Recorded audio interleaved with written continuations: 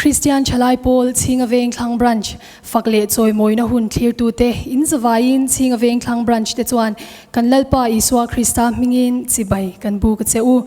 He Fakle Choi Moina A Hian Thupui Kan Neya Rin Omna Ti Ani Kan Bible Chang In Nga Na Hi Thupuan Bung Ni Chang Som Thi Thengin Rin Omin Lo Omro Ti Chuan Nun Nalal Lukhum Ka Pe Ang Che Ti Ani A Chutiang Lam Hoi Chuan Fakna Hlale Pathian Thu Cha Te Kan Ngai Tha Ho Don Ani Pathian Thu Thiang Lim Milo Ngai Thang U Sam Za Som Li Pasari Lalpa Chu Fakro U Kan Pathian Fakazai Hi Achhasi A Chu Anwamin Fakhi A Om Reng Ani Kan Zatan Lalpan Na Thu Mal Som Ro Se Ilo Chung Chayang U Lalpa kan Pathian min mangai tu tun huna nangma fakle choi moi tur che in imma a kan local khoma kan rilru le ngai to na te nangin min nei sakla I fakla kan sak turte kan ngai thak turte I thu cha kan ngai thak turte mangin nangin ronin puang chuak le la kan zawai hian I tharau thiang lim hun khatin nangin min polla fakdu thinlung min putti rang che hengi fapa thole lal Iswa Krista mingin kan di la che amen Kan shing nun ko vela hian harsat nate mangan natele nat naten min kiam san lo changa ompo in pathian si baibuk tu te nun chu chung chuan atibuai ve ngai lova hele aya mun nuam zo ka chol tur kan ni ti sherengin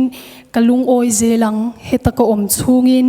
ka chen na tlomin re thei ma ila ti la mangin pathian fakna hla I lo sang u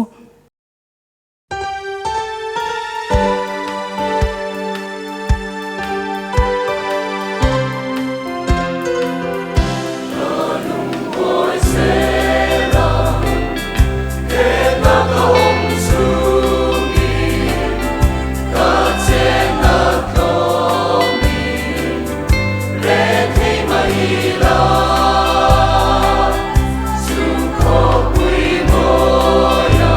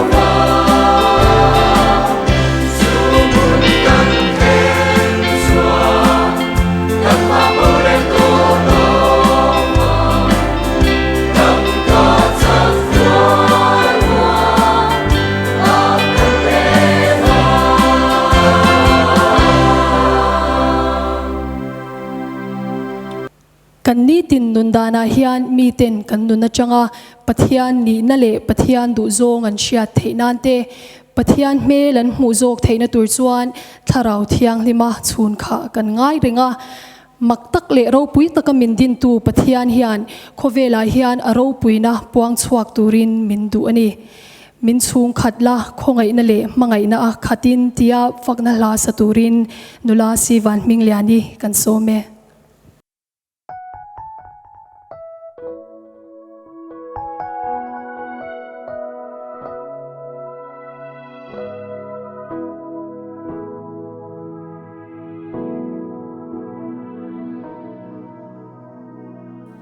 min chung khatla khongai na le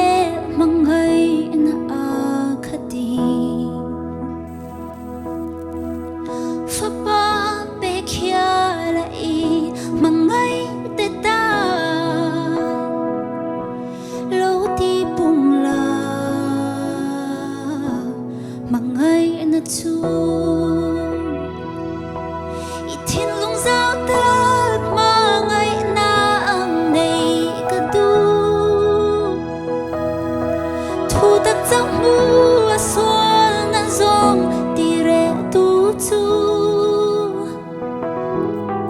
Chu tin kan mel an mu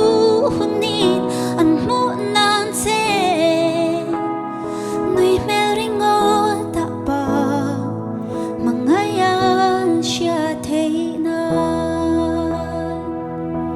min ma ngai zia hi re thei hau sa I thil sian dang tin ne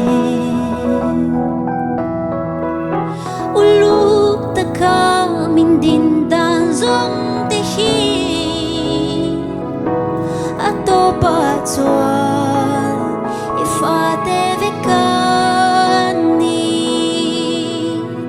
I thin lung zau tak ma ngai na ang nei ka tu thu tak chau mu a sual na zong ti re tu chu chu tin kan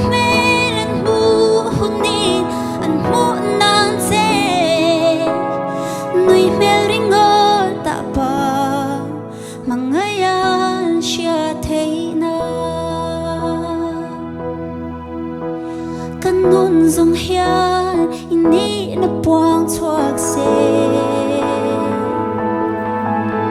ima ngai na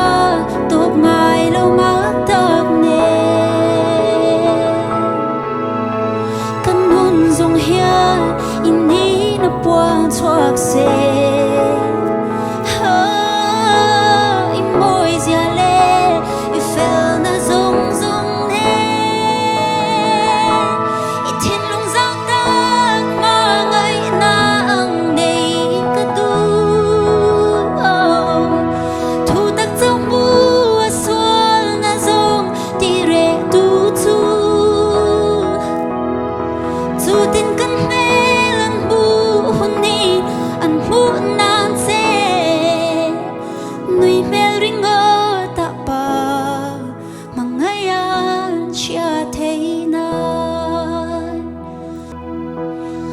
nun zong hian ini na puang chuak se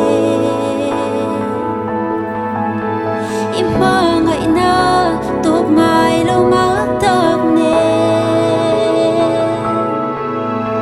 kan nun zong hian ini na puang chuak se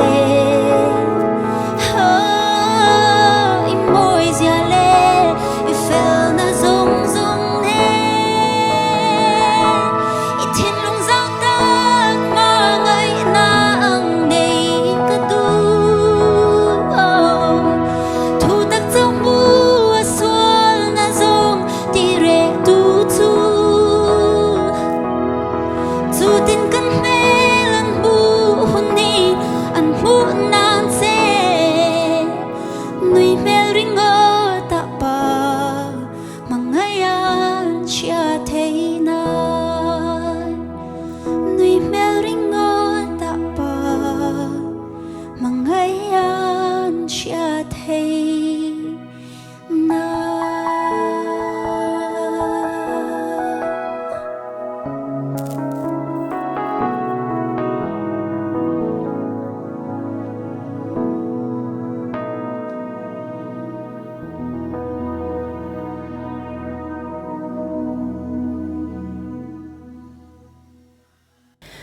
la siam tu chuan rin na in pen chuak la lalpa ringin kal zela lavin zam mai lo la muang lavin thok chuak la rin na in pen chuak ang che ti in til din tuanga Mizoram Synod Choir conductor kal chuak ta chuan kan rin pathian rin tlak zia le kan ta na arinom zia puan chhuana la thatak alo letlinga iswanen kalla ti ani a chu hla chu tuna hian male voice ten an ron sadon ani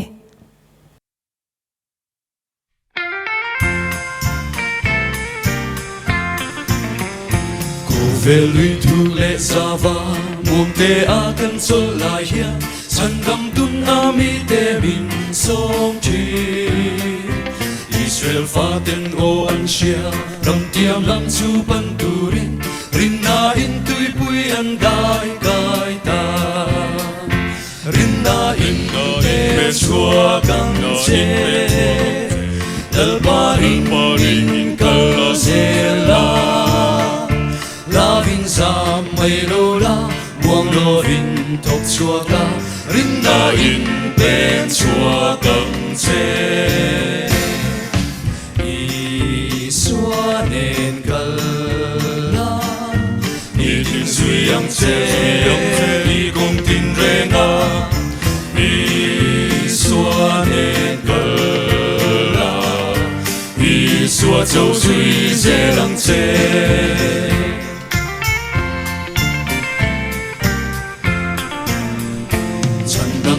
Kiang a nghe chua lùi thuộc lệ sao tất cả luôn khổ ngày lệ mà ngày na lùi a ni chú lùi chú in lâu tai chua đi chua để a keng pha yang a kai dung sông po a lâu pha yang rin na in về chua căng che dal paring kala se la Lavin zam mai lo la buông lo vin thok chua ka rin na in pen chua gang che I xua nên kal la I tin suy yang che I kong tin re nga I xua nên kal la I xua châu suy che yang che chua gang che dal paring in kala se la Lavin zam mai lo la buông lo vin thok chua ka rin na in pen chua gang che rin na in pen chua gang che dal paring in kala se la Lavin zam mai lo buông lo vin thok chua ka rin na in pen chua gang che rin na in pen chua gang che lal paring in kal zela Lavin zam mai lo la buông lo vin thok chua ka rin na in pen chua gang che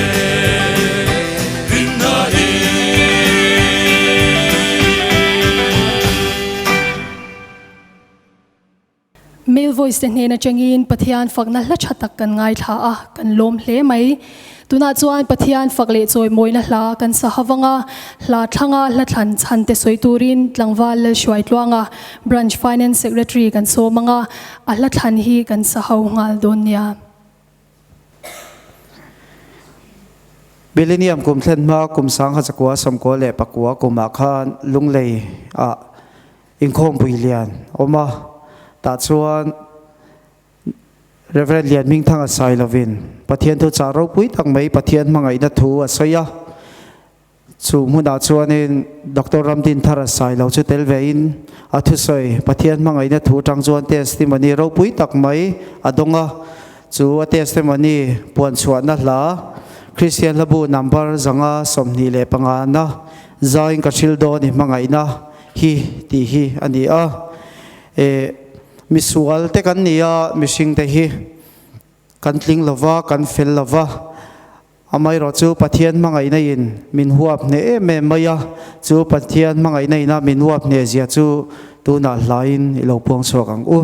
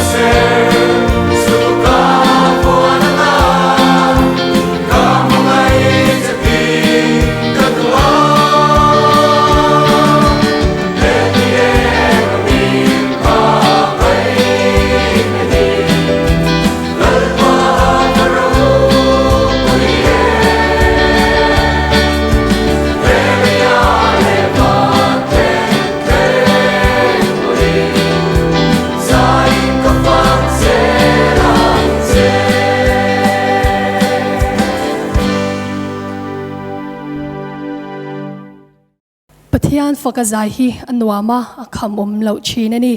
tuna chuan pathian thu cha kan ngai thado nanga kan thu shil tu pubi lal eng moya branch leader kan some Pathian thu lo ngai thlang tu puan bung ni chang so top lama hian thi thlengin rinomim lo amro ti chuan nunala lukhum ka pe ang che ti thu kan mu a tu huna hian pathian thu kan han ngai tu howata na kan ti chu rin omna ti kha ani don ani thu kan chia del pan kan zatan mal min som sak ro se trong trai ang lalpa kan pathian du tang min mangai tu yom pui na I kai hruai na kan chungai lan tir zere ne alom thu kan hru che a tun huna helai muna nanga be khona hun tha min pe a I thu mangtia in pol ho turin kan local khomani a I tharau tiang min nangma min chen silla I thu kan ngai tu ho turte nangman mal min som sakla asoi tu le tun huna ngai thla tu ngai po ina hlok na kan nei theina turin nangman mal min som ang che kan huni ku ta hlan chungin Iso Krista ming kan dila che amen kan soitak ang khan rin om na ti mangin pathian thu kan ngai tu ho do na ni a rin om na hi mishing te nu na thil poimo tak me thil poimo ber ti ila kan soi sul om lowe kan nun ho to na phot chuan rin om na hi thil poimo ber ani thei hial ome pakhat na chuan rin om na om zia tin han ngai tu do nila rin om na om zia hi kong sang sangin soifia dan po om ome amaro chu zaina hian he tlem zong mangin rin om na hi kan han soi do na ni rin om na ti hi Greek tongin pistos ti ni a Hebrai tong chuan emuna ti ani thunga kan soi to ang khan rin om na om zia hi silfia na sang sang mangin a om thei ome tin kan te dana zirin silfia na po a sang sang soi tur a om thei ome tur huna po hian rin om na om zia chu heti zong hian han soi do nila rin om na ti chu mirin tlak beisei ang nge ya mo phurna le chanvo len thin mi te midang ten an rin ngam le in nga na tlaka an rin ngam te chu mirin om an ni a heng ho hi tun huna kan soi thei te chu ni sela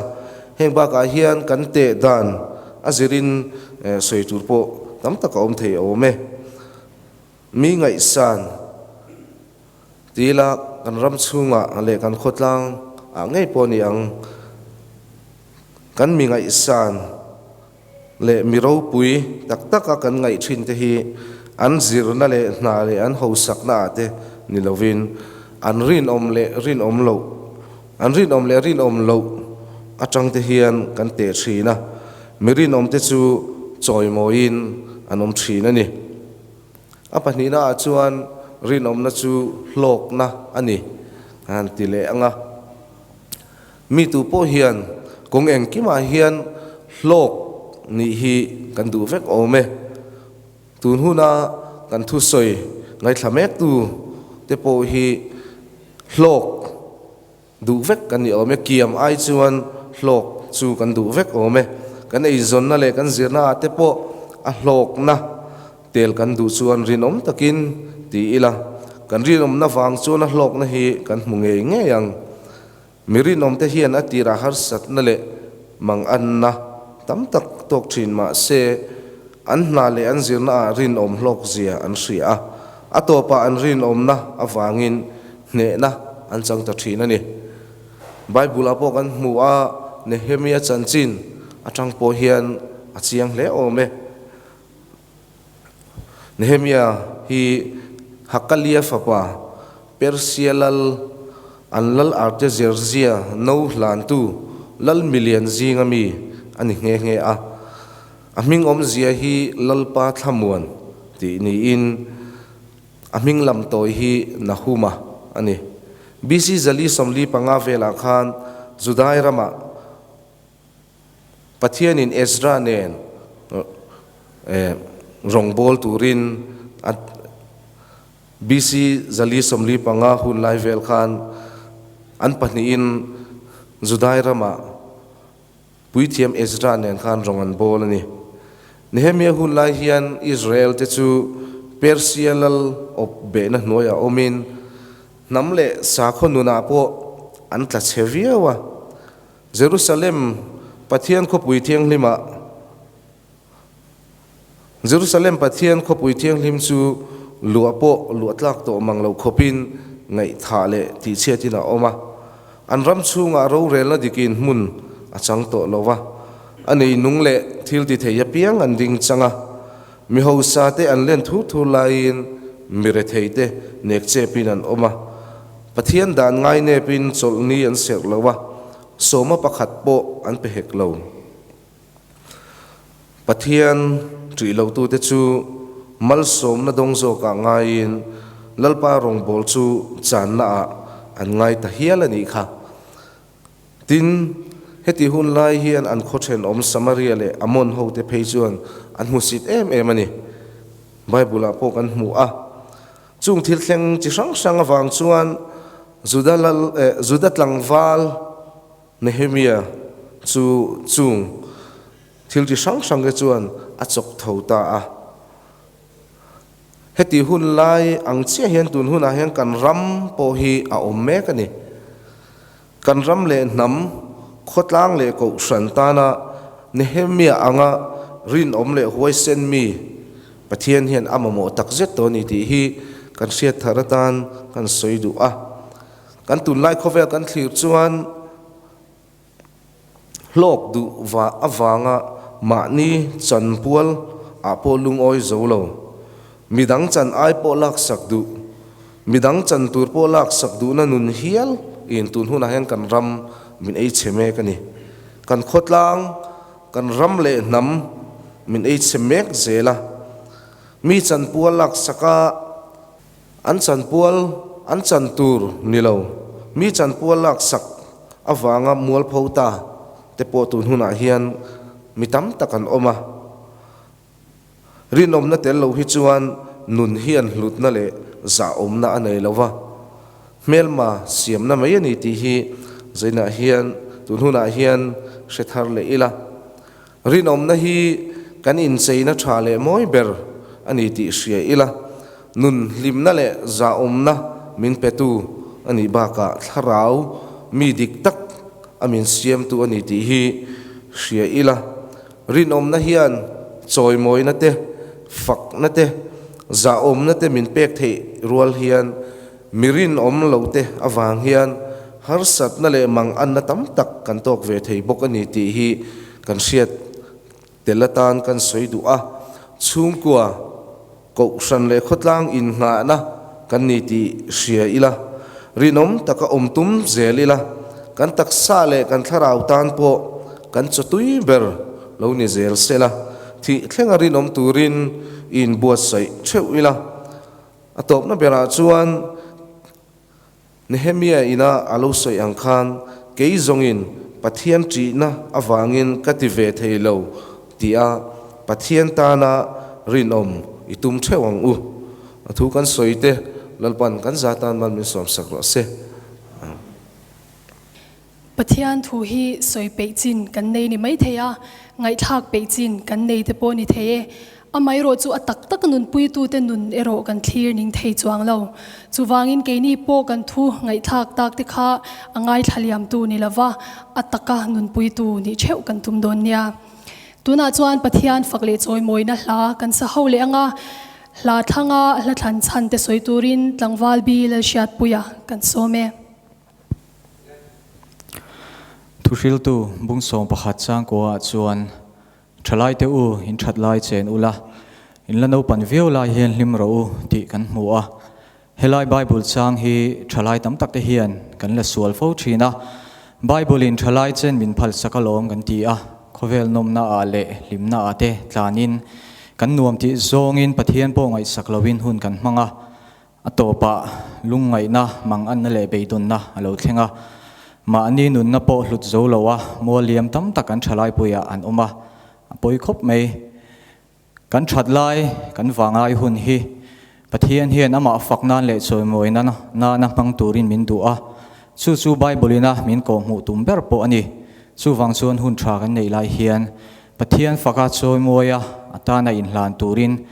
wang lai nun ti hla ilo sa hawang u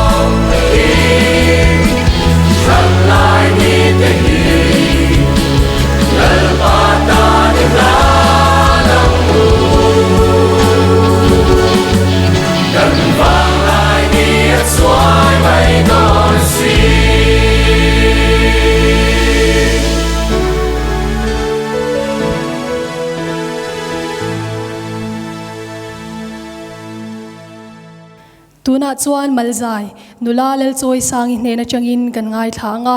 ani hian lalpa ka nei to si ti hla ron sadon ani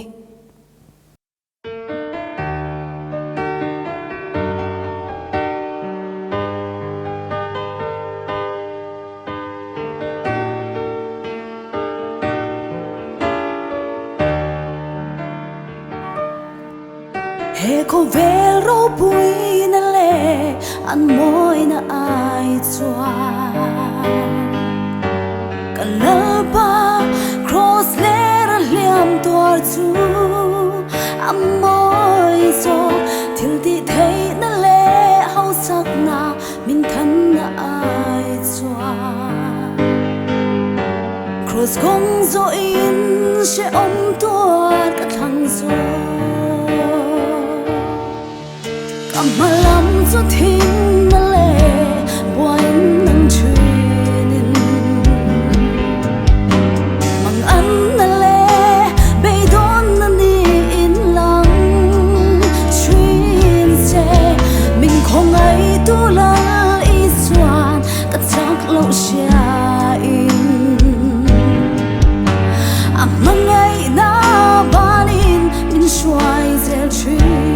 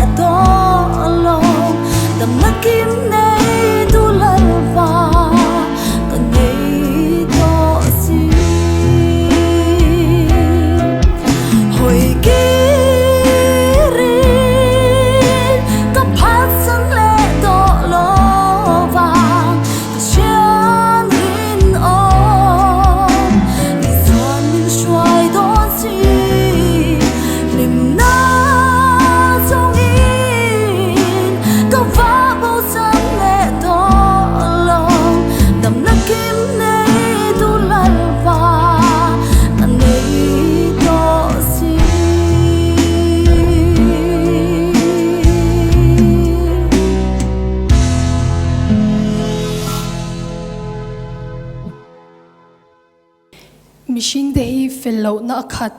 bo che chin tlu chin rinom lo chin kan ni a amai ro chu ai o tu lali swa kan ne ya lali swa nei tu te kan ni a cross kong zo in sheom twar don po ni ila ama nen kan ni tlat to chuan thil har salutu ko lo ngai lovani ti kan fakhalangai thak zo ta ka chang khan she thar le ila a chome tuna chuan kan branch ben kan som do nanga anni hian Christian labu number za som thum palina kan iswa ang chian dang reng an omlo ti hla an run sadon ani